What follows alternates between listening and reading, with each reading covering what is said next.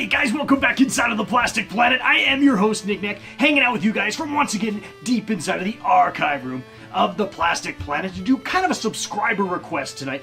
Several months back, I had a subscriber ask if I could show off some of my wife's very, very cool, very, very old, vintage Disney collection. My wife is an avid Disney collector. She loves Disney. She loves going to the Disney parks. She freaking loves Mickey and Minnie Mouse, and it's just like, I can't tell you, outside of the Plastic Planet itself, which of course is the basement here, and then my main room, just one flight above me, the actual Plastic Planet that you frequently see in my videos when I'm talking about higher end collectibles.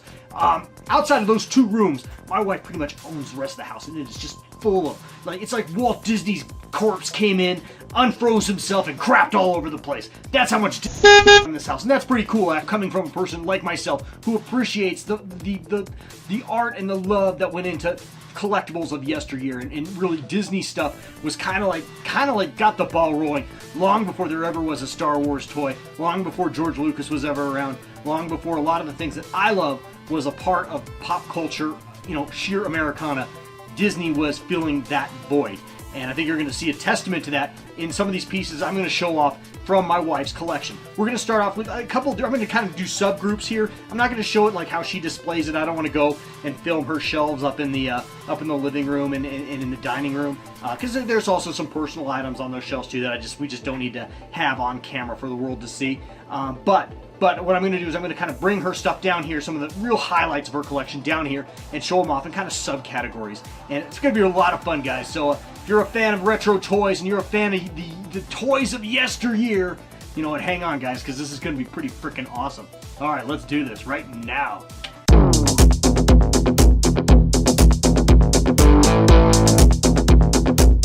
Knick-Knack's Plastic Planet.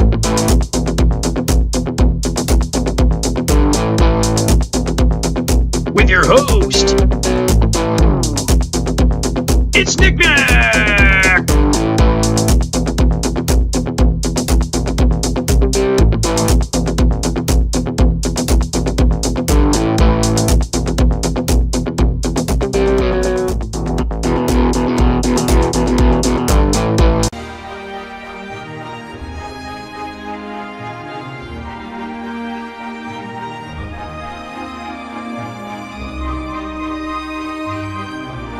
Alrighty, very first on our list are Disney, mostly Mickey Mouse banks. These are all coin banks.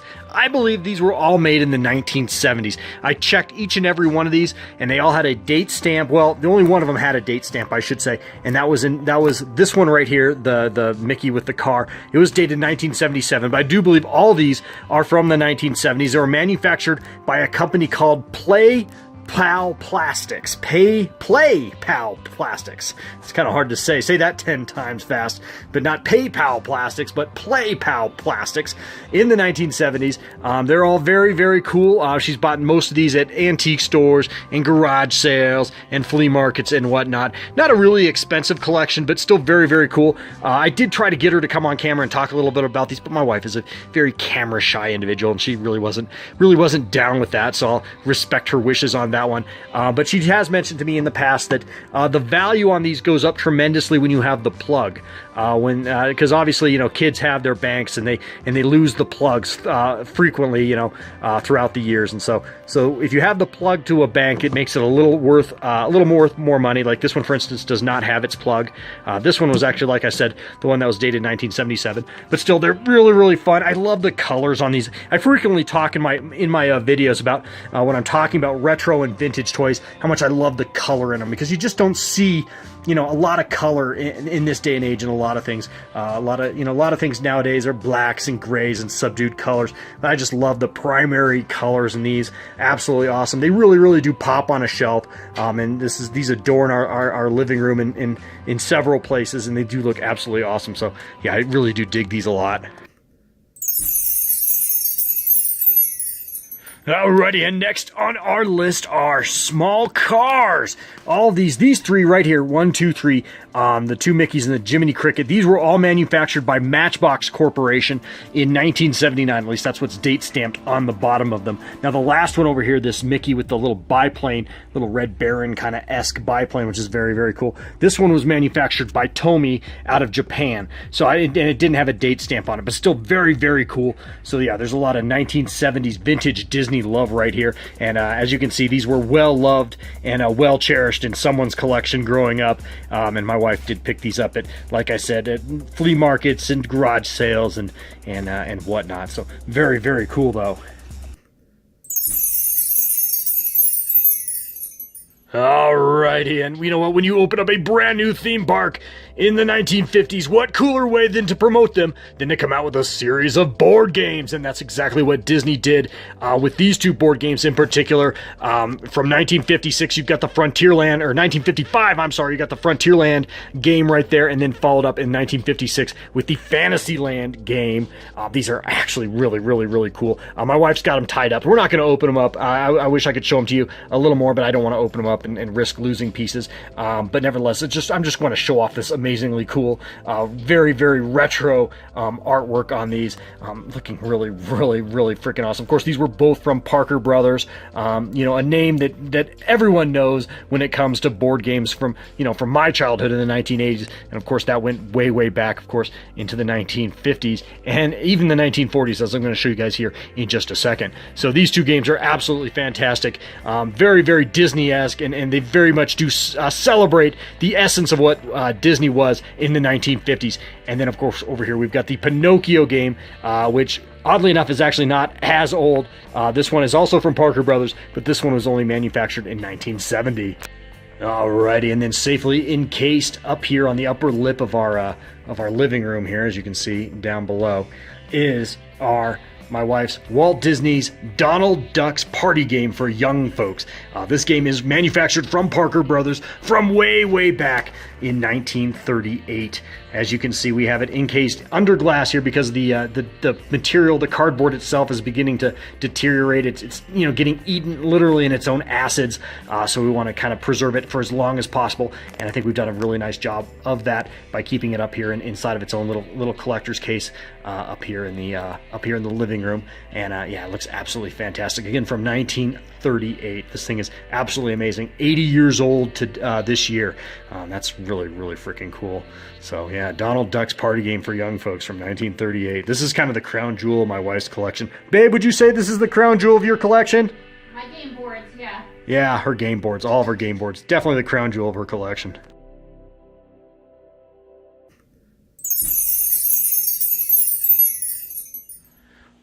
Alrighty, so we are back down in the archive room of the Plastic Planet to show off a couple basic toys that she has in her collection, and I do believe, in my opinion, these are a couple of serious gems here. The first one right here is a Pinocchio pull toy. I believe this would be like a toddler's pull toy. It is date stamped 1939. This sucker is 79 years old, and it is absolutely awesome. At one point, I believe it had a string on it. Obviously, it's a 79-year-old toy, so that string is long gone, but obviously it's just kind of a simple pull toy, and you kind of pull it along and it kind of moves, and Pinocchio is apparently beating the donkey here, but still absolutely awesome. It's held up amazingly well. Like I think I said it's made out of solid wood, if you can't tell. Both sides, yeah, looking absolutely gorgeous. I think this is one of my favorite pieces of hers, and I'm going to take some credit because I bought it for her. Yeah, I'm a good husband. But yeah, so this is an absolutely amazing piece. Again, 79 years old, celebrating Walt Disney's Pinocchio. And then, of course, the second piece, we don't know how old this piece is here. It's an electronic tin Mickey Mouse train, and it, like I said, it's made out of tin. It is battery operated, although I'm like 99% sure it doesn't work anymore. But again, look at the colors. It's absolutely gorgeous. It has a date stamp on the back. I believe that it was manufactured in Japan. And of course, there's the on-off button there. And I think that's Huey, Dewey, or Louie, one of those guys up there in the back window. But again, very, very cool. Again, look at the colors on this. Absolutely gorgeous piece. And again, I don't know exactly what year this one was manufactured. We're kind of guessing 1950s, but not exactly sure. Like really, really cool. I imagine when when you turn this thing on, it would Mickey would move in and out of the engine here, and I don't know, who knows, maybe it made a sound or two. But yeah, very, very cool. So yeah, these two are, in my opinion, are two serious gems that she has in her collection. But these aren't my favorite pieces. My very favorite pieces she has are coming up next.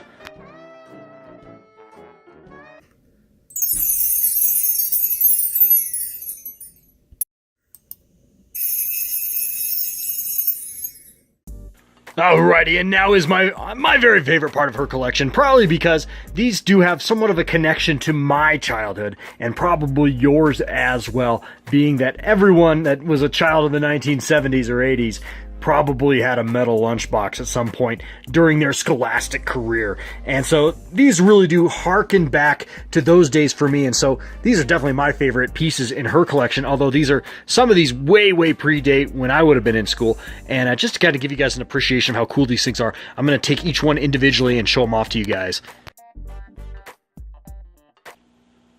Alrighty, first and foremost is probably the oldest piece in her lunchbox collection, although I don't believe, at least I can't say that this is a Disney produced product, because there's no Disney branding anywhere on the lunchbox itself. And as we know, Disney was never shy about putting its branding on everything, whether we're talking about today or back then. But nevertheless, this is a Davy Crockett lunchbox, which is very Disney-esque from the 1950s.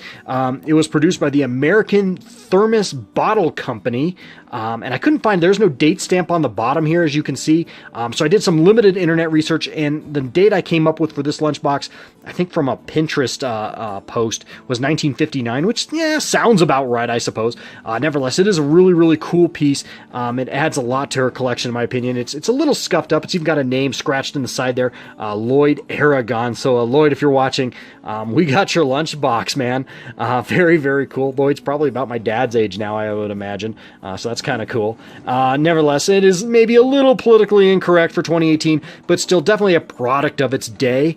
And in that regard, it is definitely a very interesting piece to her collection, and really does kind of fill out a niche, as Davy Crockett was a huge icon in the 1950s for little boys. So very cool, very cool Disney-esque piece, if not an actual Disney piece, for her collection.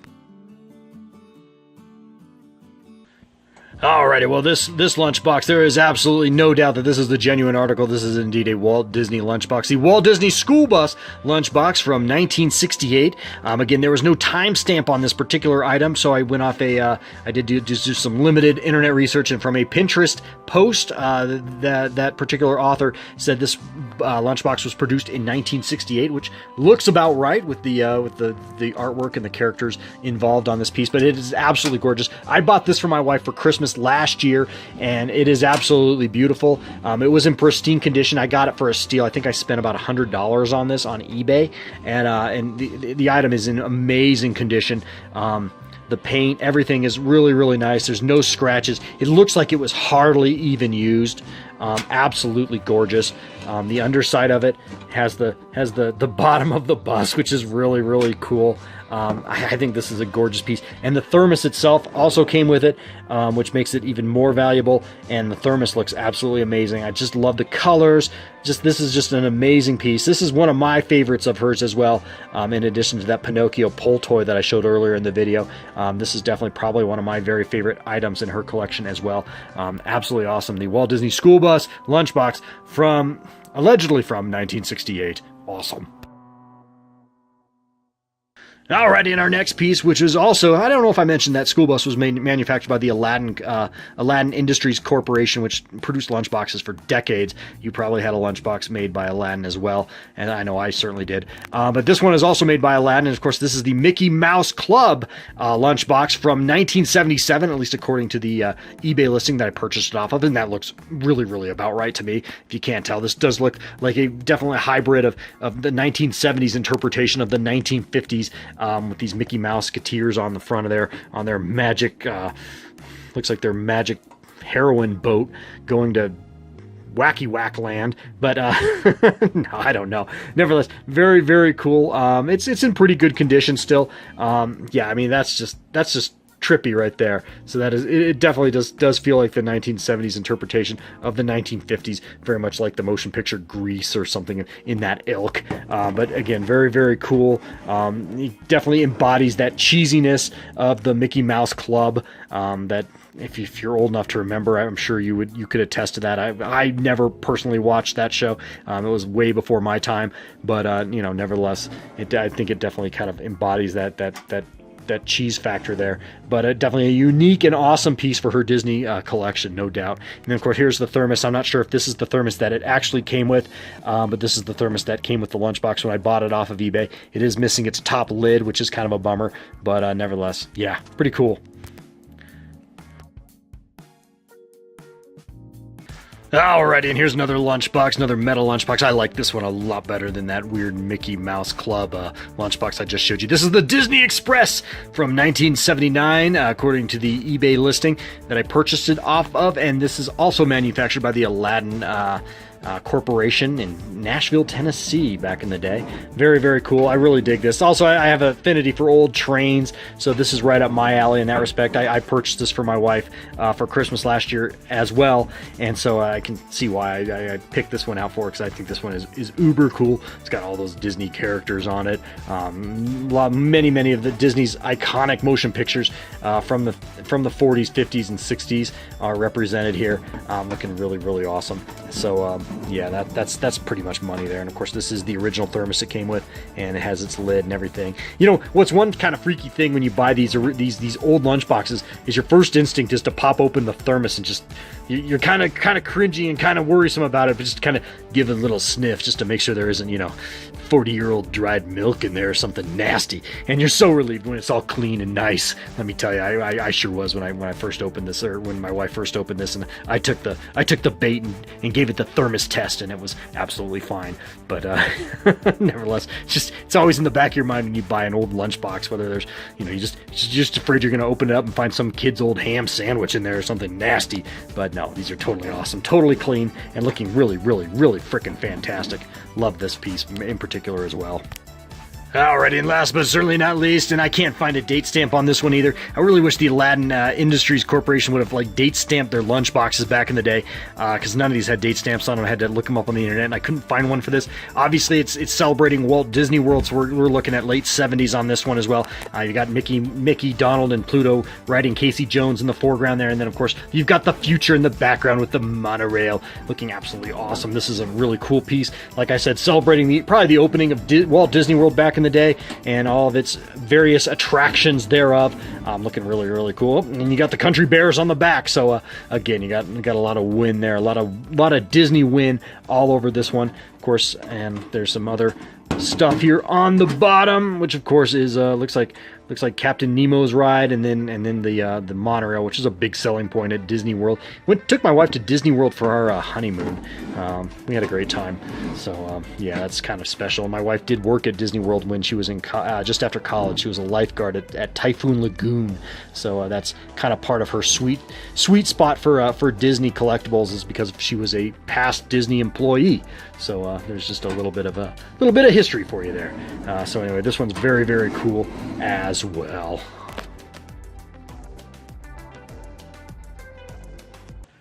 Alright guys, well that's going to wrap up this edition of the Plastic Planet. I hope you've enjoyed this little bit of a micro tour of my wife's retro vintage Disney collection. It wasn't an all-inclusive tour, but I definitely hit the highlights, I think, including these really awesome lunchboxes. These are definitely my favorite. I really do dig vintage metal lunchboxes. Most of these I picked up for her, as I said in the video, and I think they are really awesome. So anyway, hey, like I said, that's going to wrap up this edition of the Plastic Planet.